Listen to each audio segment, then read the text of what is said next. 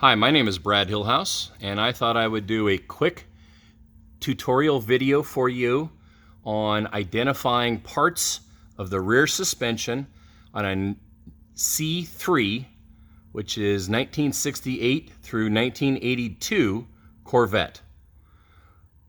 Just to become familiar with parts of these cars, I thought I would just kind of talk about each item and what it does.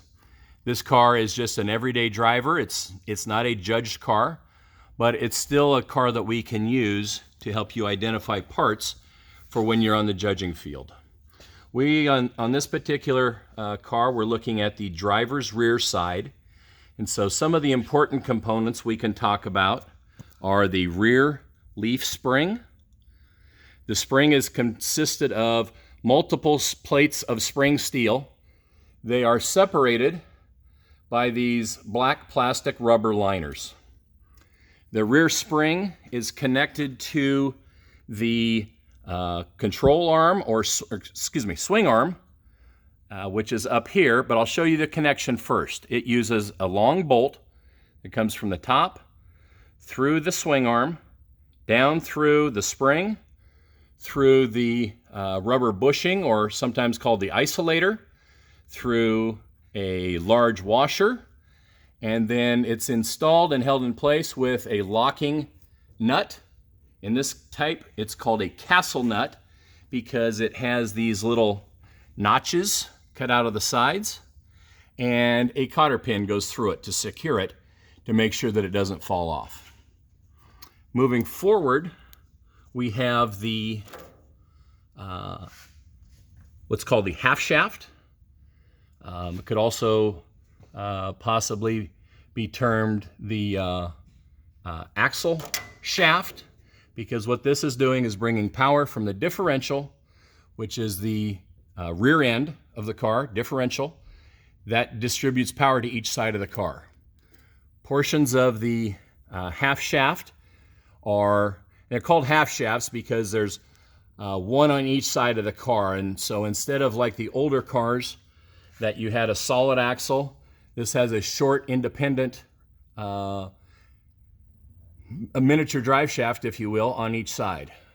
You have the half shaft that's connected to the flange yoke here with a U-joint in the middle. You also have a snap ring on each U-joint cup. This snap ring holds the U-joint into the half shaft or into the flange yoke, either one. And then that is attached to the hub assembly with bolts.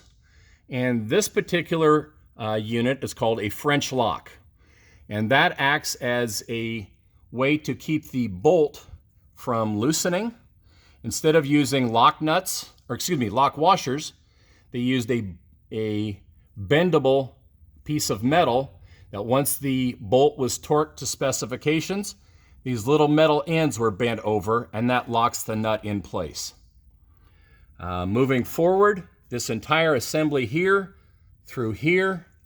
up through here, where it mounts in the frame pocket, that is called your swing arm.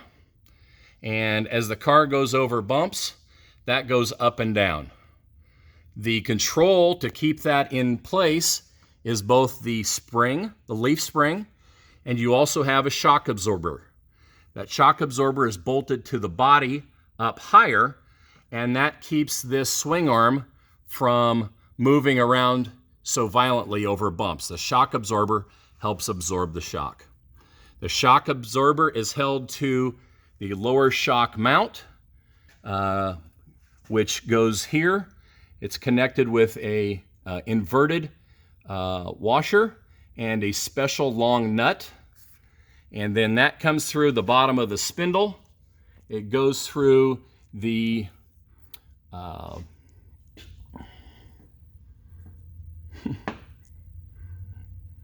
it's not a radius rod, it's a strut rod or a strut bar. This here connects to the bottom of the differential and connects here, again using a castle nut and a cotter pin to secure it in place so it won't come loose while the car is being driven. A couple other things we'll look at quickly while we are here because we can see them. This is the brake hose. This is connected to the braking system of the car, and this right now would be filled with brake fluid. It goes back through a hard line that we can't really see, and then out to the brake caliper, which will be in another video. This item right here is metal and wound with wire. That is your brake cable, or parking brake or emergency brake cable. Inside there is this metal cable. It goes through this protector sleeve, and it goes up, and it would engage the parking brakes, which are inside the rear brake rotors. And we'll go over that in another video. Completing out the swing arm, they're connected up front here with a bolt, and these here, you can see there's little metal plates. Those are the shims, or alignment shims, which keep this rear tire moving straight ahead, and those are added at the alignment shop, different varying thicknesses on each side, so that the control arm or the swing arm will stay in position straight and not create excessive tire wear. That's all we'll do today on rear suspension. Again, my name is Brad Hillhouse. Thank you for watching.